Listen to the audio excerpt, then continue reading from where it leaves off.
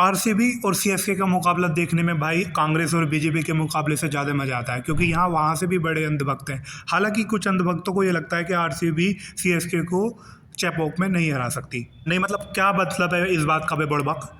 तुम गुरु चेलों को क्या लगता है हम इतने टाइम से नहीं जीते तो क्या हम जीत नहीं सकते? तो इसी चीज़ का घमंड तोड़ते हुए उन अंधभक्तों का एक पीले समंदर में लाल रंग लहराया है। जहां इन लोगों को लगता था कि आरसीबी जीत ही नहीं सकती, वहीं पर आरसीबी ने वो कारनामा कर दिखाया है। चलिए इस पूरी घटना पर आपके साथ बात करते हैं। हेलो दोस्तों, मेरा नाम है बहारो और आप देख रहे हैं क्रिक बहारो।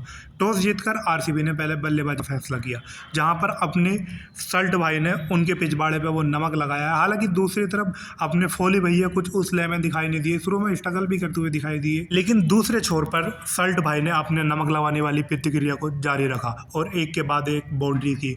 इस तरह 5वें ओवर में जब सल्ट भाई आउट हुए तो स्कोर था लगभग 50 रन। एक बार फिर से अनकैप्ड थाला भाई ने सबको हैरान कर दिया। फिलिप सल्ट को जो स्टंप किया ना, उस पर सब चौंक गए। मेरा भी खुद ये रिएक्शन था। और इस सब के बीच जो मजे की बात आई, लगभग 2-3 हज़ार दिन बाद फाइनली देवदत्त पाडिक्कल ने रन किए हैं भाई।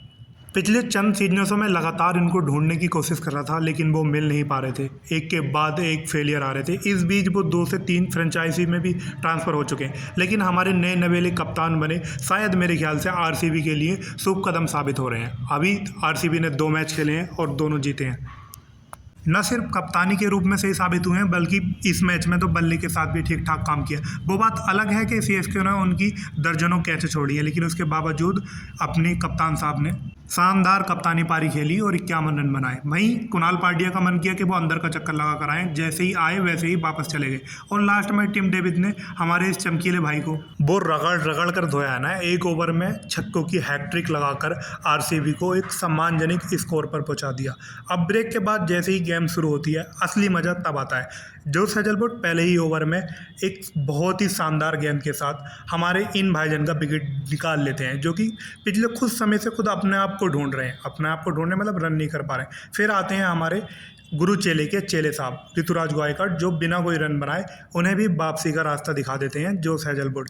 अब यहाँ से मेरे दिल को ठंडक पहुंची कि भाई बॉलिंग तो ठीक है, पावर प्ले में जल्दी विकेट झटकाने के साथ साथ रन भी उतने खर्च नहीं हुए। हालांकि एक तरफ पर अभी भी देश का जडेजा विदेशी के रूप में खड़ा था, मतलब विदेशी जडेजा देसी के रूप में खड़ा था, लेकिन कुछ खास नहीं कर पा रहे थे। फिर उसके बाद में इम्पैक्ट के रूप में आए दुबा जी, और दुबा जी को हम सब जानते हैं वो किस लिए आए, लेकिन बहुत ही जल्द चले भी गए दुबा जी। ओह माय गॉड, ये मैं क्या हुआ, मैं पानी पीने गया और दुबा जी वापस चले गए। फिर सैम करन, जिनका गेंद के साथ आज दिन अच्छा नहीं था, साथ ही साथ वो बल्ले के साथ भी कुछ खास नहीं बना। मेरे राय में तो सैम करन भूलना चाहेंगे इस दिन को।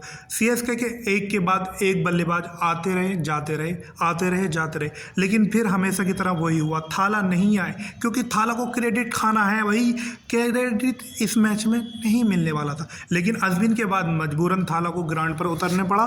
5 ओवर रहते ही थाला ने अपनी टुक टुक शुरू कर दी है, लेकिन लास्ट में क्रेडिट खाने के लिए 1 ओवर में 2-3 छक्के लगा दिए। हालांकि हमारे कप्ताना साहब जो हमारे लिए बहुत सही साबित हो रहे हैं, मैच तो जीत ही रहे हैं, परफॉर्म भी कर रहे हैं। इस साल मुझे काफ़ी उम्मीदें हैं कि हमारे नए कप्तान, जोशीले कप्तान हमें ट्रॉफी के काफ़ी नज़दीक तक लेके जाएंगे। फिलहाल इसी तरह आईपीएल का पूरा सफ़र देखने के लिए हमारे चैनल की तमाम सुविधाओं से उपलब्ध होने के लिए लाइक शेयर सब्सक्राइब सारे बटन दबा दो, फोड़ दो भाई लाइक वाला बटन तो।